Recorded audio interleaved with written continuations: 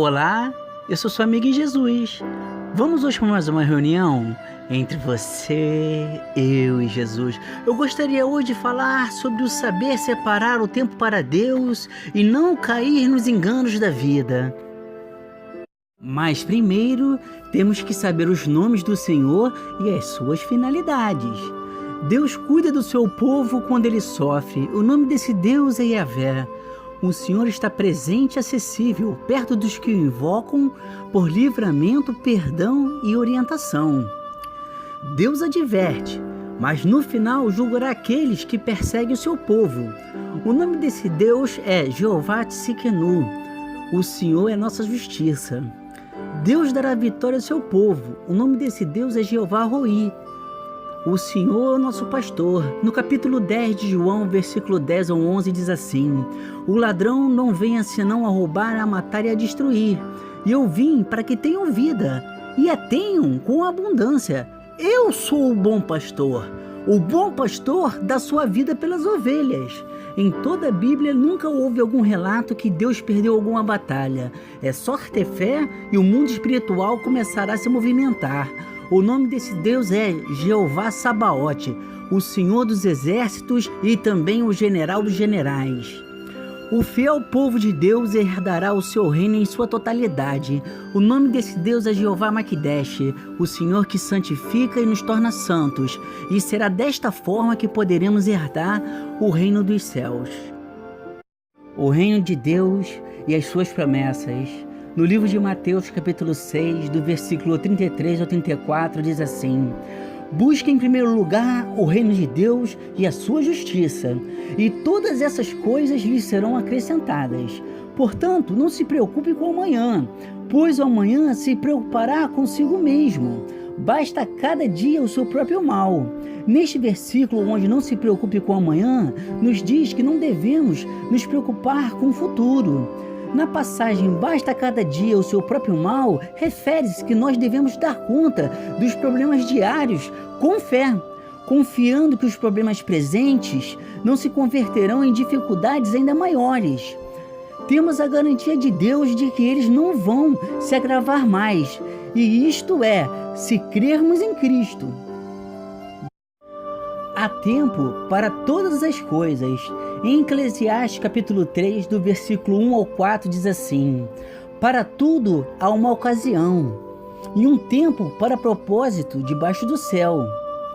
Tempo de nascer, tempo de morrer, tempo de plantar e tempo de arrancar o que se plantou, tempo de matar, tempo de curar, tempo de derrubar, tempo de construir, tempo de chorar e tempo de rir, tempo de prantear e tempo de dançar. O esforço é sempre duro. No livro de Mateus, capítulo 6, do versículo 28 ao 29, diz assim: Vocês se preocupam com roupas? Veja como crescem os lírios do campo. Eles não trabalham nem tecem.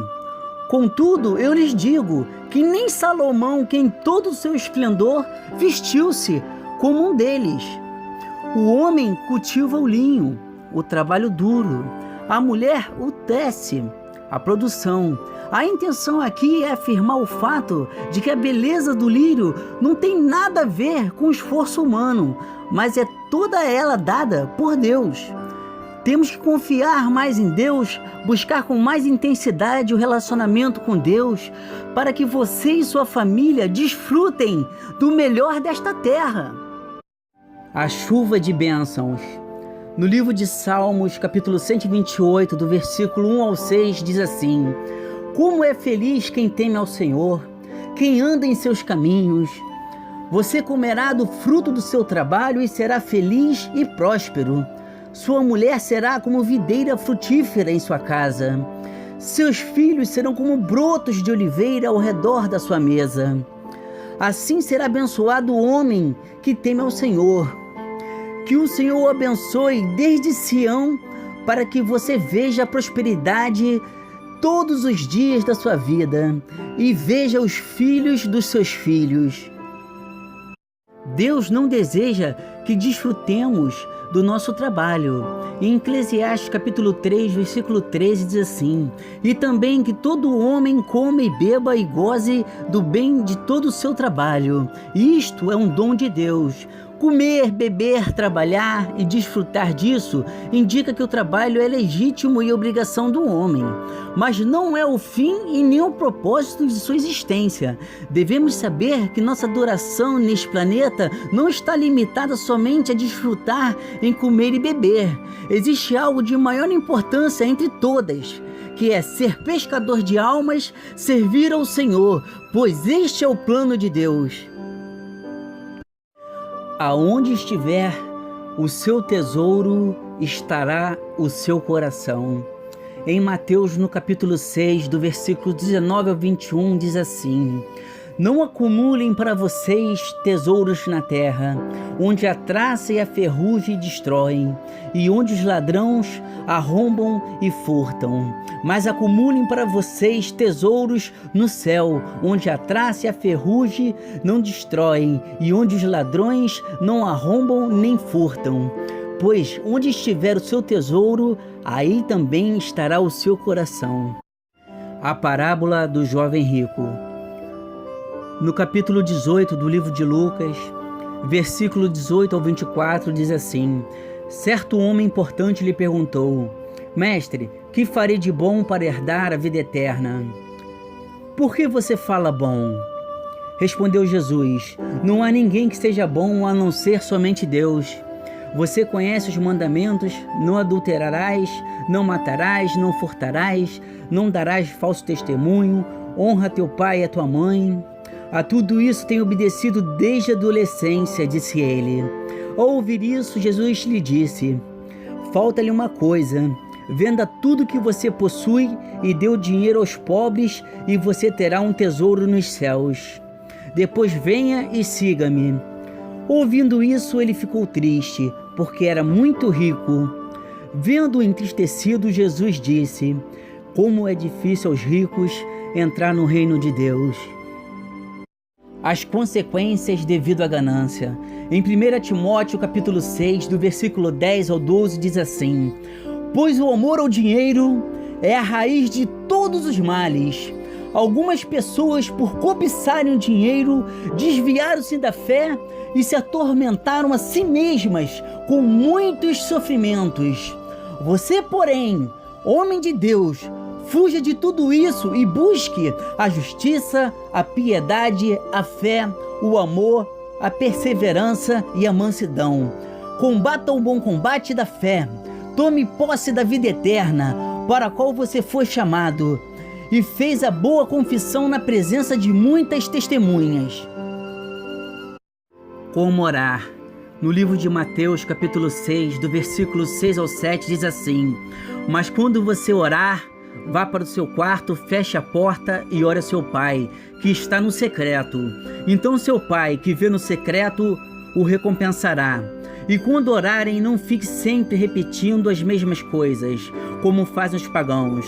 Eles pensam que por muito falarem, serão ouvidos. A oração dominical. No livro de Mateus, capítulo 6, do versículo 9 ao 13, diz assim: vocês orem assim: Pai nosso que estás no céu, santificado seja o teu nome.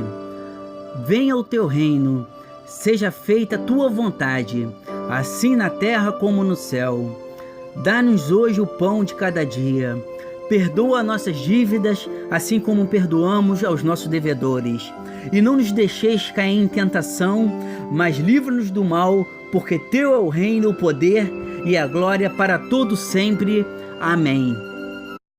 A importância da palavra de Deus. Em 2 Timóteo capítulo 3, do versículo 15 ao 17, diz assim: porque desde criança você conhece as sagradas escrituras, que são capazes de torná-lo sábio para a salvação mediante a fé em Cristo Jesus. Toda a escritura é inspirada por Deus e útil para o ensino, para a repreensão, para a correção e para a instrução na justiça, para que o homem de Deus seja apto e plenamente preparado para toda boa obra. A importância da oração. Em Tiago, no capítulo 5, do versículo 15 ao 18, diz assim: E a oração da fé salvará o doente, e o Senhor o levantará. E se houver cometido pecados, serão perdoados. Confessai as vossas culpas uns aos outros, e orai uns pelos outros, para que sareis. A oração feita por um justo pode muito em seus efeitos. Elias era um homem sujeito às mesmas paixões que nós, e orando pediu que não chovesse por 3 anos e 6 meses. Não choveu sobre a terra. E orou outra vez, e o céu deu chuva, e a terra produziu o seu fruto. A oração da fé é simplesmente o fato de Deus ouvir a oração e responder. E na parte, a oração da fé salvará o doente, revela a cruz sendo o meio de tudo, e é o Espírito Santo que efetua isso. A cláusula incondicional, se houver cometido pecados, torna claro que nem toda enfermidade é resultado do pecado, embora alguns, sem dúvidas, sejam. Sendo esse o caso, o Senhor tanto curará como perdoará com base na fé. No versículo citado sobre o grande profeta Elias, que foi arrebatado em vida por Deus numa carruagem de fogo, que está sujeito às mesmas paixões, foi dito desta maneira sobre Elias pelo Espírito Santo, para que saibamos que está ao alcance de Elias, também está ao nosso alcance. Na parte em Elias ora para que não chovesse por 3 anos e 6 meses, nos mostra o poder da oração, mas se orarmos segundo a vontade de Deus. O amor de Deus é infinito. No livro de João, capítulo 3, do versículo 16 ao 17, diz assim: Porque Deus amou o mundo de tal maneira que deu seu Filho unigênito para que todo aquele que crê não pereça, mas tenha vida eterna. Porque Deus enviou o seu Filho ao mundo, não para que condenasse o mundo, mas para que o mundo fosse salvo por ele. As obras da carne. Em Gálatas capítulo 5, do versículo 19 ao 21, diz assim: Ora, as obras da carne são manifestas: imoralidade sexual, impureza, libertinagem, idolatria, feitiçaria, ódio, discórdia, ciúmes, ira, egoísmo, dissensões, facções e inveja, embriaguez, orgias e coisas semelhantes. E eu os advirto: os que praticam essas coisas não herdarão o reino de Deus. Os frutos do Espírito. Em Gálatas, no capítulo 5, do versículo 22 ao 25, diz assim: Mas o fruto do Espírito é amor, alegria, paz, paciência, amabilidade, bondade, fidelidade, mansidão e domínio próprio. Contra essas coisas não há lei. Os que pertencem a Jesus Cristo crucificaram a carne com suas paixões e os seus desejos. Se vivemos pelo Espírito, andemos também pelo Espírito. A paz que Cristo deixou. No livro de João, capítulo 14, do versículo 26 ao 27, diz assim: Mas o Conselheiro, o Espírito Santo que o Pai enviará em meu nome, ensinará todas as coisas e fará lembrar tudo o que eu disse. Deixo a paz, a minha paz lhes dou. Não a dou como o mundo a dá. Não se perturbem os seus corações e nem tenham medo. A paz que Cristo nos deixa é sem dúvida uma paz diferente da do mundo. Essa paz demonstra uma paz em meio às guerras, uma paz de domínio próprio quando somos provados, uma paz quando somos acusados, uma paz no serviço, uma paz no perdão, uma paz em meio às tribulações, uma paz em casa, uma paz com pessoas de baixas limitações. Essa é a paz que só aquele que crê na cruz e no que Jesus fez nela por nós poderá ter. A cruz e Cristo. Hoje só é possível obtermos resposta de Deus, até mesmo enfrentar tribulações com a vitória garantida, quando depositamos toda a nossa fé em Cristo e no que Ele fez por nós na cruz, na qual, para nos justificar, Jesus pagou um alto preço com seu sangue carmesim, nos lavando de todos os nossos pecados. E Cristo, que é a fonte de onde obtemos o perdão das feridas de nossas almas e a restauração por completa de todas as áreas de nossas vidas, para os corações verdadeiramente arrependidos. Um ponto de fé e esperança para a sua vida. Em 1 Coríntios, no capítulo 2, versículo 9, diz assim: Mas como está escrito, as coisas que o olho não viu e o ouvido não ouviu e não subiram ao coração do homem, são as que Deus preparou para os que o amam.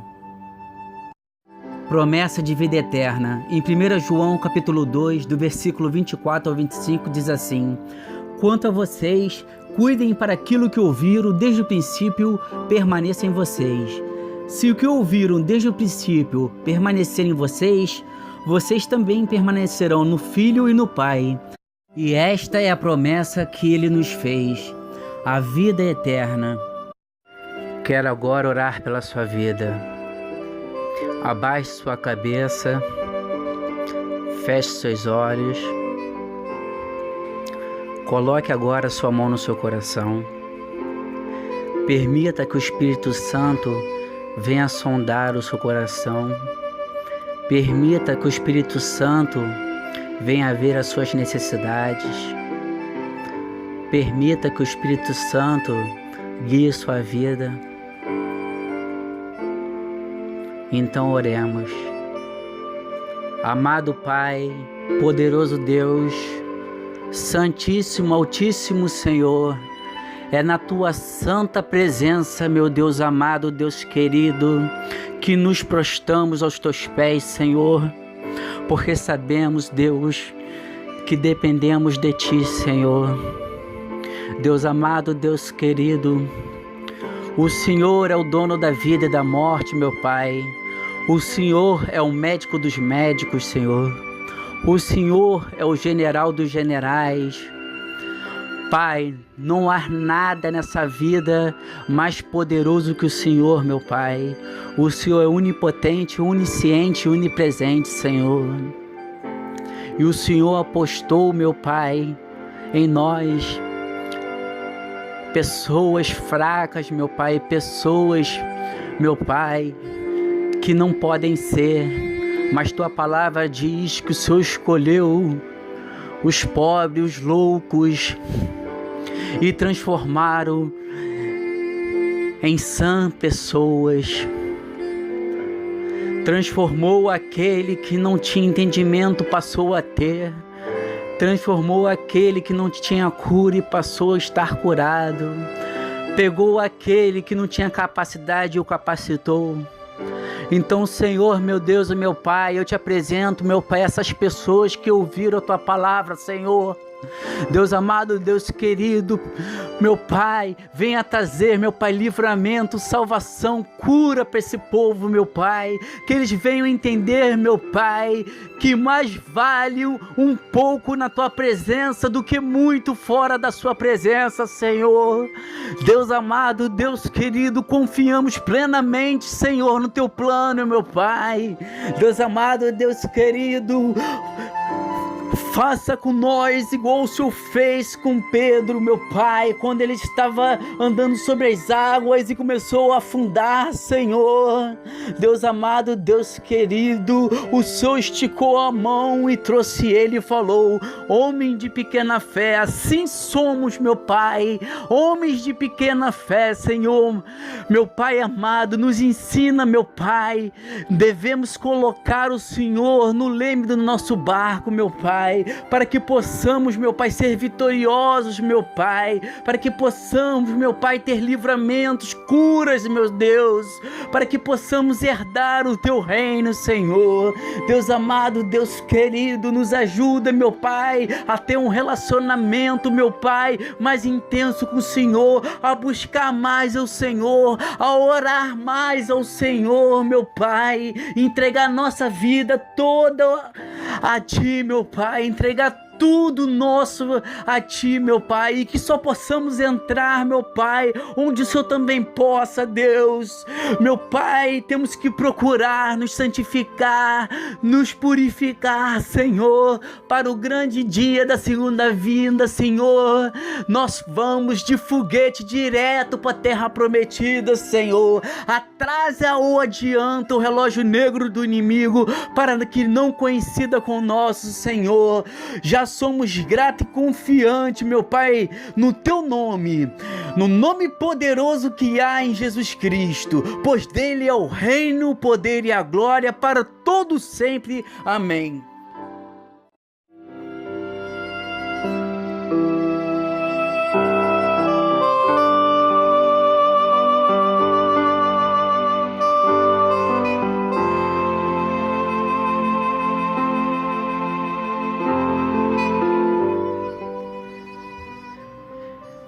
Olá, eu sou sua amiga em Jesus.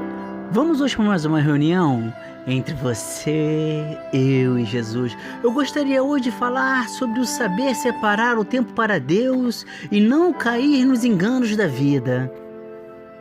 Mas primeiro temos que saber os nomes do Senhor e as suas finalidades. Deus cuida do seu povo quando ele sofre. O nome desse Deus é Yahvé. O Senhor está presente e acessível, perto dos que o invocam por livramento, perdão e orientação. Deus adverte, mas no final julgará aqueles que perseguem